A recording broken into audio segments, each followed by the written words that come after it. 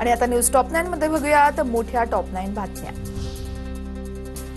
Bharat फ्रान्सकडून 114 Rafale fighter jet खरेदी करणार आहे। फ्रान्सकडून भारताला 18 फायटर जेट्स मिळणार आहेत, तर उर्वरित 96 फायटर जेट्स भारत तयार केले जाणार आहेत। भारतात तयार करण्यात येणाऱ्या राफेलमध्ये 25% सुटे भाग स्वदेशी असणार असल्याची माहिती आहे।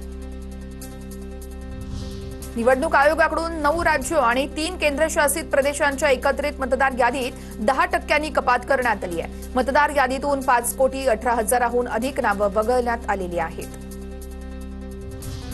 गायिका आशा भोसलेंच्या प्रकृतीबद्दल पंतप्रधान मोदींकडून ट्विट। त्यांच्या उत्तम आरोग्यासाठी आणि लवकरात लवकर बरे होण्यासाठी मोदींनी केली आहे प्रार्थना। ठाकरेंच्या सेनेकडून खासदारांच्या निष्ठा तपासणीच्या मोहिमेवरती ज्योती वाघमारेंची टीका। कंबोज यांच्या पार्टीला जाणाऱ्या आदित्य ठाकरेंची निष्ठा तपासणार का, ज्योती वाघमारेंचा सवाल।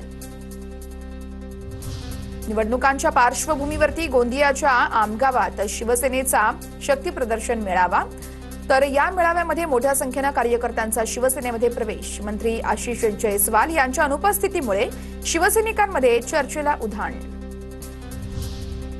उपमुख्यमंत्री एकनाथ शिंदे आज धाराशिव जिल्ह्याच्या दौऱ्यावरती। पत्रकार संघाच्या कार्यक्रमाला शिंदे उपस्थित असतील, तर एकनाथ शिंदे आणि ओमराजे निंबाळकर ऑपरेशन टायगरच्या चर्चेनंतर पहिल्यांदाच एकाच मंचावर येणार।